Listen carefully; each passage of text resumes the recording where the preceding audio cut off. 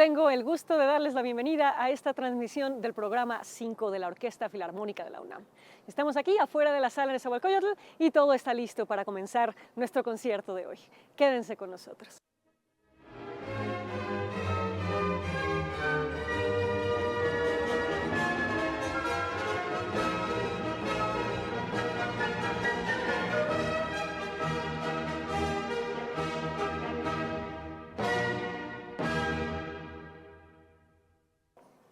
Este concierto forma parte del Festival Internacional de Piano de Música UNAM y también del Foco Parajes, en el que viajamos a distintas regiones de la Tierra a través de la música.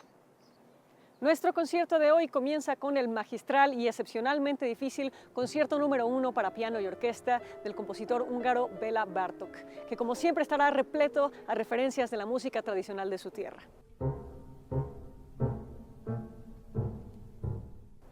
En la segunda parte del concierto, Toru Takemitsu nos introduce a la cosmovisión japonesa y nos lleva a un jardín pentagonal a donde desciende una parvada de pájaros.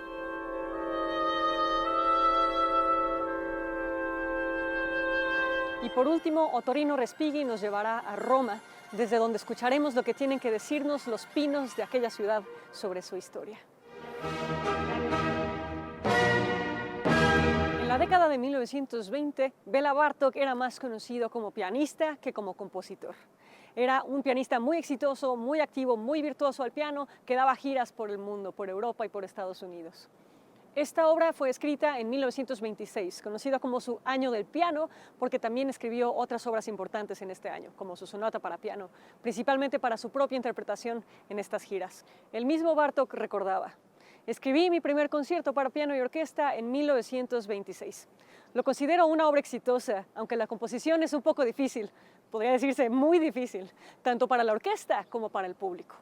Y así fue. Cuando Bartók planeaba debutar en Estados Unidos con esta obra, el director cambió la obra a último minuto porque la consideró demasiado difícil y dijo que era imposible dirigirla con los 3 ensayos que tenía. A los críticos esta música les pareció escandalosa, pero Bartók estaba encontrando su nuevo lenguaje que terminaría por definir la vanguardia centroeuropea del siglo XX. Un año antes de escribir esta obra, Bartók conoció al compositor estadounidense Henry Cowell, quien estaba utilizando en sus composiciones para piano un nuevo recurso llamado clúster, que literalmente significa racimo, y es cuando tocas un montón de notas adyacentes en el piano al mismo tiempo, generando un sonido muy intenso. Bartók le pidió permiso a Cowell de utilizar este recurso. Cowell le dijo que por supuesto que sí, y Bartók empezó a integrar este nuevo recurso a su lenguaje pianístico. Bartók, al igual que Cowell, no olvida que el piano es un instrumento de percusión. En este concierto, Bartók explora las capacidades percutivas del piano. A veces los pone en diálogo con las percusiones y a veces entre los dos forman una sola cuerda, un solo sonido. Vamos entonces a escucharlo. Esto es de Béla Bartók, su concierto para piano y orquesta número 1, SZ83, BB 91, que consta de 3 movimientos. Allegro moderato, allegro. Andante, attacca y allegro molto. Acompáñenme al interior de la sala Nezahualcóyotl, donde está por comenzar nuestro concierto con Gonzalo Gutiérrez como solista y Sylvain Gassanson como director.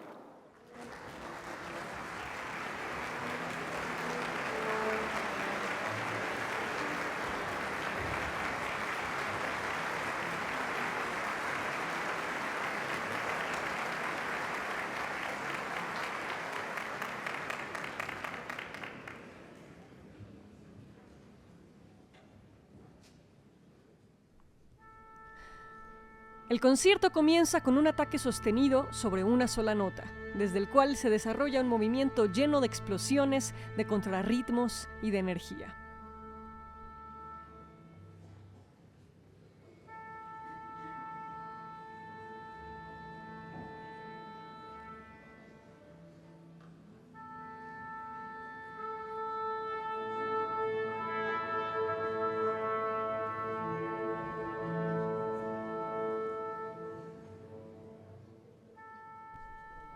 El segundo movimiento es excepcional porque omite completamente el uso de las cuerdas. Esto le da una cierta oscuridad, una sequedad en la que nuestro pianista dialoga únicamente con las maderas, metales y percusiones.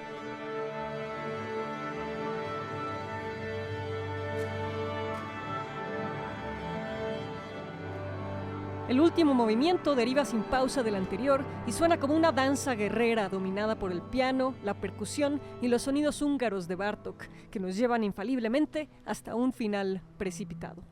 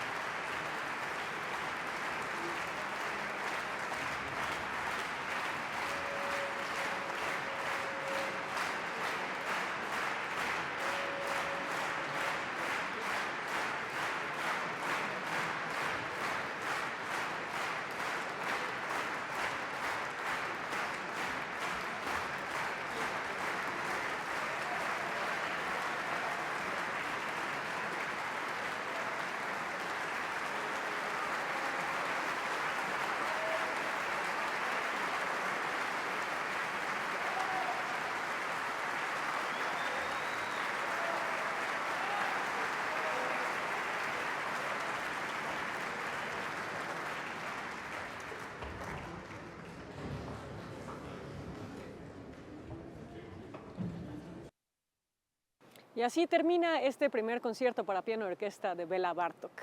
Después de la áspera recepción que tuvo esta obra, Bartók decidió escribir un segundo concierto un poco más accesible tanto para los intérpretes como para el público. Vamos a comenzar este intermedio con una entrevista con el director titular de la UFUNAM, Sylvain Casançon.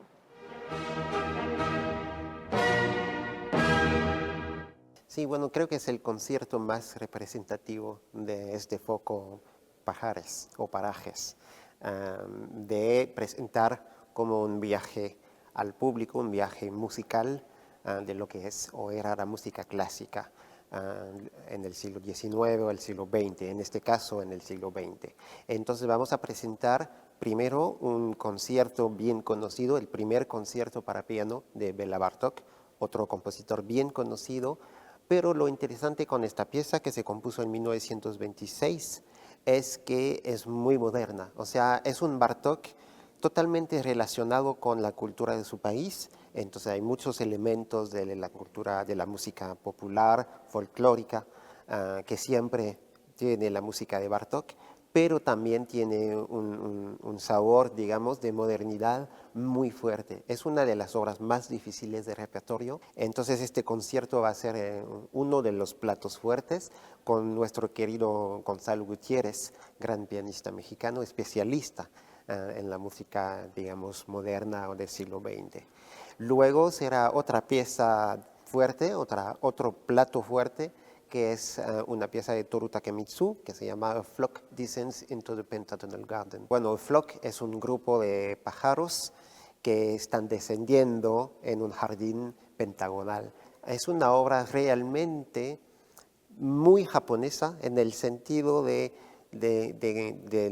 lo que nos aporta como sensación, como sí, emociones, imágenes, pero también es una pieza muy relacionada con la cultura francesa, porque a Takemitsu le gustaba muchísimo la música francesa de principios del siglo XX o un poquito antes, sobre todo la música de Debussy y luego la música de Olivier Messiaen. Entonces esto es muy interesante ver cómo Takemitsu, aunque él no lo quería hacer, de mezclar las dos culturas occidental y oriental, pero finalmente lo que sale de esta música es una mezcla completa, una fusión casi de las dos culturas. Y bueno, terminaremos con un último plato fuerte que son Los Pinos de Roma, del gran compositor italiano Ottavio Respighi, pieza que se compuso en 1924, y entonces son 4 movimientos, cada uno que describe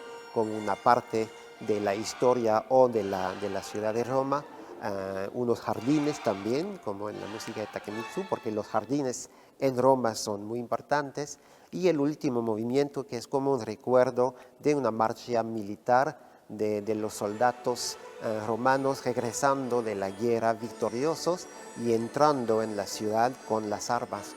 Es imposible no disfrutar de esta música. Entonces es un programa muy original, muy contrastante, que va a ser, me parece, muy interesante para el público y para nosotros también, músicos.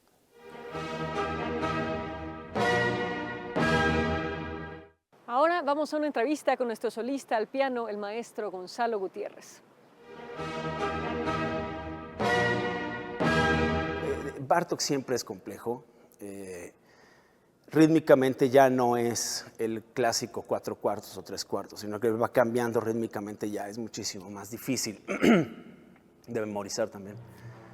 Y de repente es un cuate al que ya en ese entonces, en 1920 y tantos, le da por la abstracción, ¿no? De repente hay momentos verdaderamente, pues vamos a decir, como descarnados ahí, como que pasa algo que va mucho más allá incluso de los sentimientos, es algo incluso abstracto como tal, ¿no?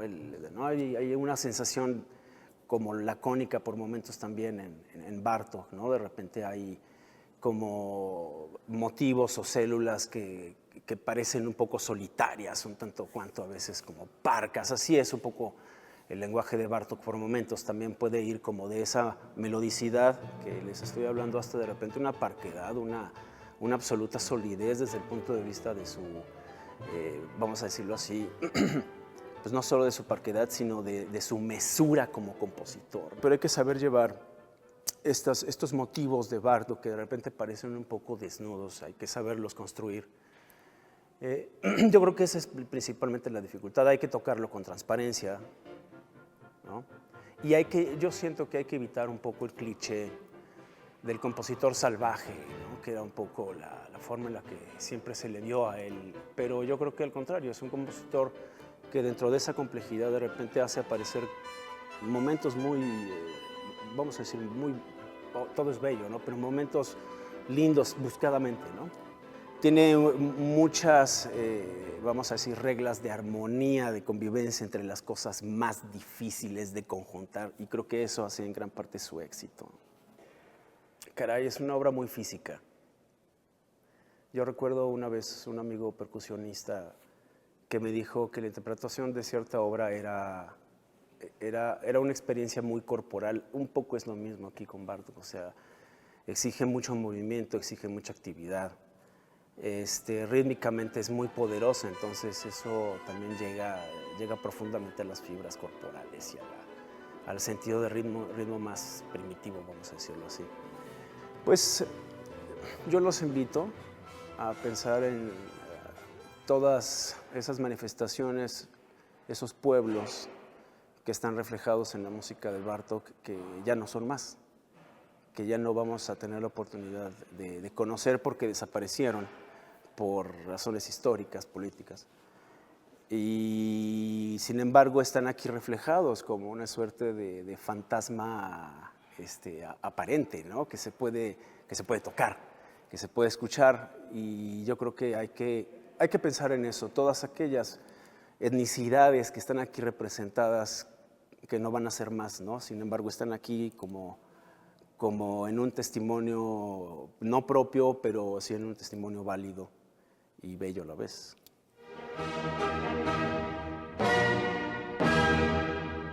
Ahora vamos a nuestra cápsula de hoy titulada El jardín de Takemitsu. El jardín de Takemitsu.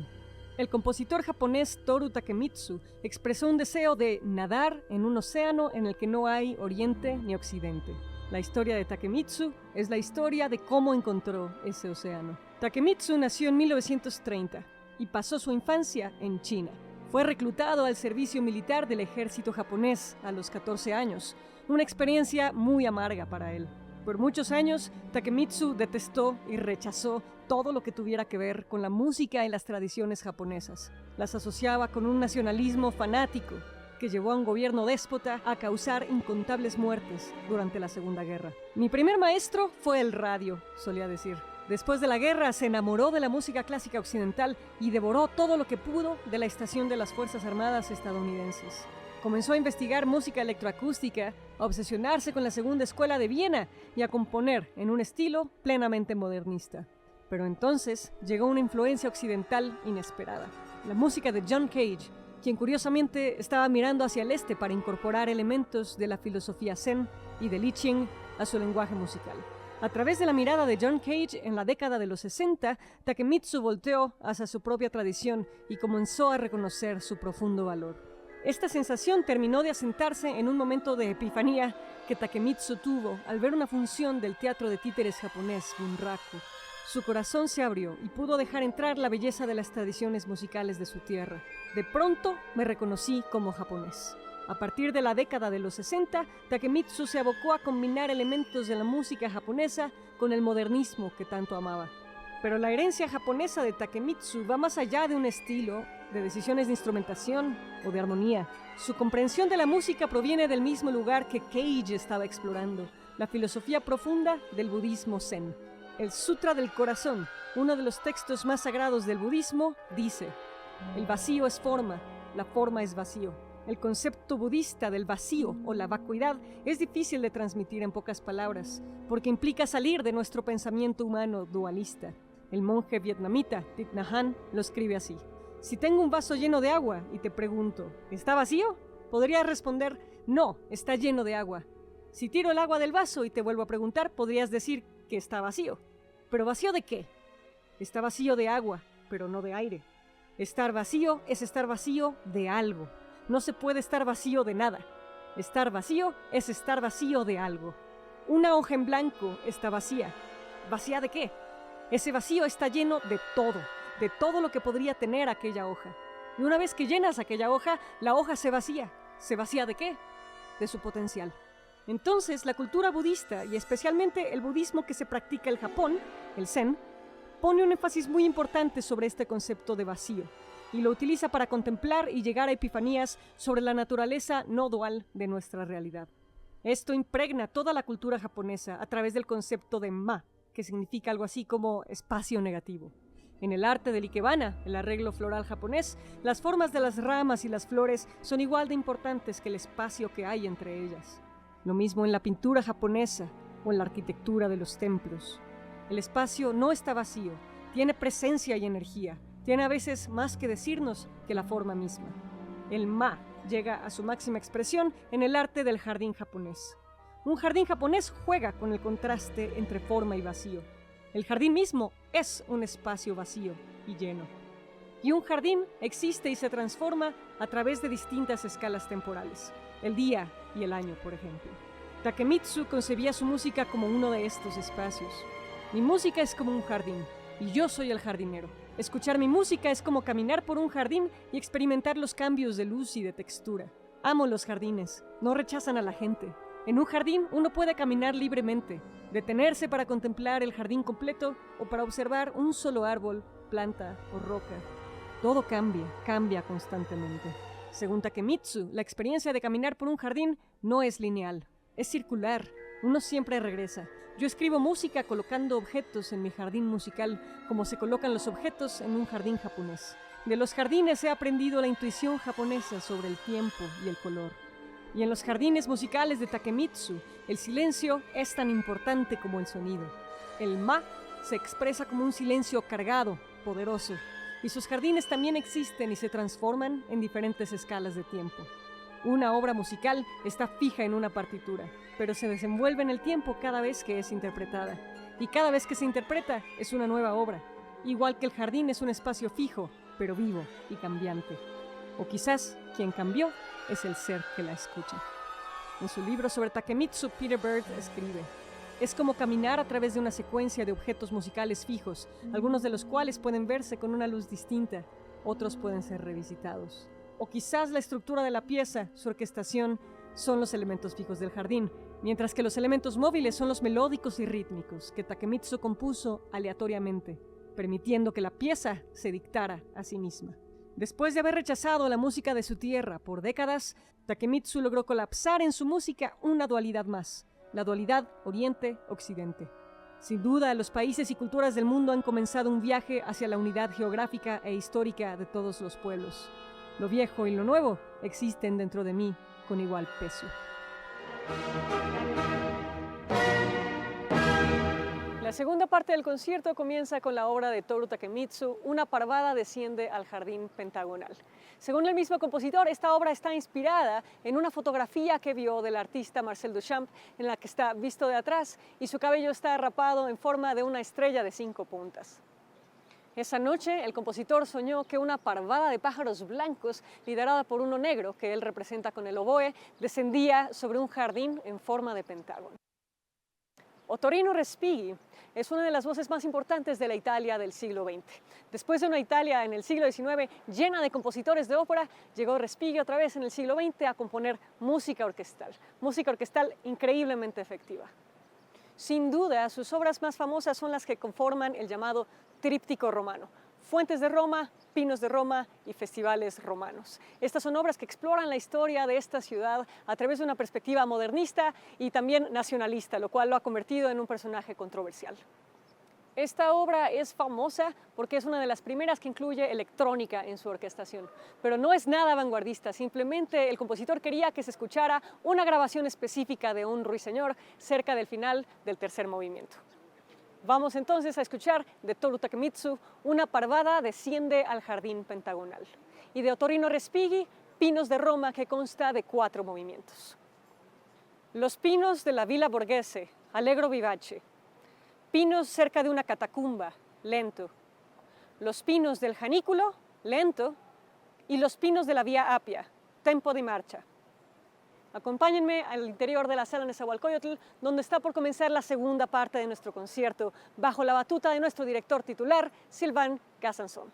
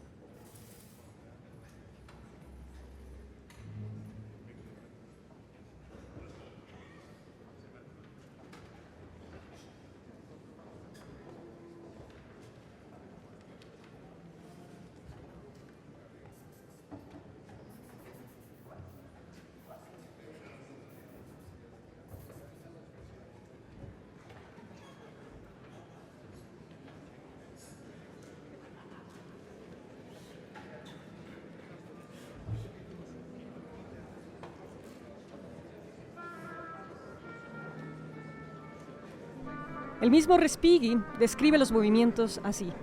En el primer movimiento, los niños juegan entre los pinos de Villa Borghese, danzando una canción infantil y jugando a los soldados. Gritan y ríen como golondrinas. De pronto, cambia la escena.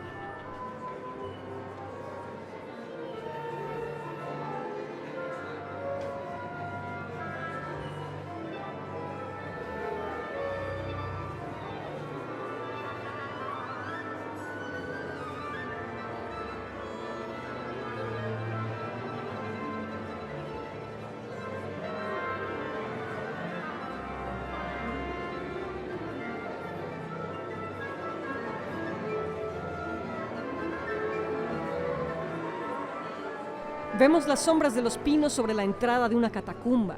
De sus profundidades emerge un canto que resuena y se silencia. Hay una emoción en el aire. La luna llena revela los perfiles de los pinos de la colina de Gianicolo. Canta un ruiseñor.